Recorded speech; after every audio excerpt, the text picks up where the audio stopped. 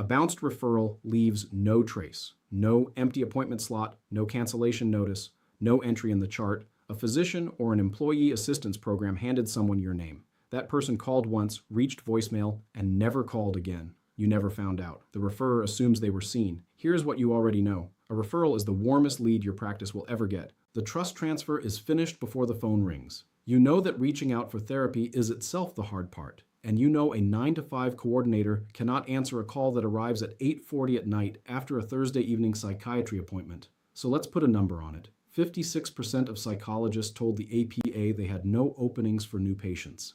When the few practices with capacity are this hard to reach, a referral that hits voicemail does not try again. It lands on a wait list somewhere else. And in behavioral health, no-shows run 18 to 25%, roughly double primary care. For new patient appointments referred in from non-psychiatry providers, they approach 50%.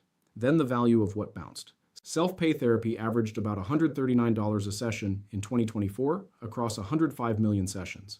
And the older behavioral health literature puts the dose associated with recovery at 11 to 13 sessions. A target, not what a typical client actually attends. Multiply those two published therapy benchmarks, and a referral that runs a full course lands somewhere between $1,500 and $1,800. That is modeled arithmetic, not a measured result at your practice. And most referrals never run a full course. The same literature finds roughly half discontinue after first contact, which is the point. The ones that bounce never start at all. The leak is structural. It is not a lazy front desk. One coordinator cannot greet the person in the waiting room, hold a rescheduling call, and answer a new referral inside the same 90 seconds. The person in the room wins every time.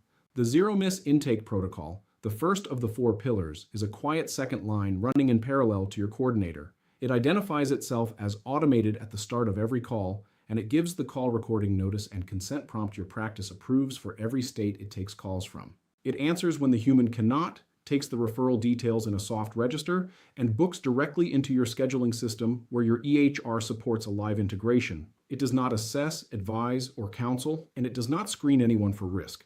Crisis handling is a separate branch your clinical lead signs off on before launch.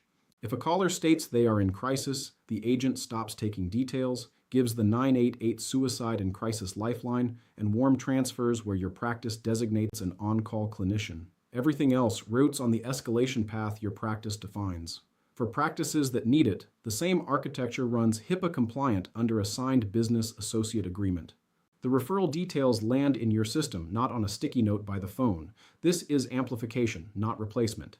Your coordinator stops guarding a ringing line and goes back to the conversation that needs a human. Picture next quarter. The referrals your top 3 sources say they sent, and your own intake list finally in the same neighborhood.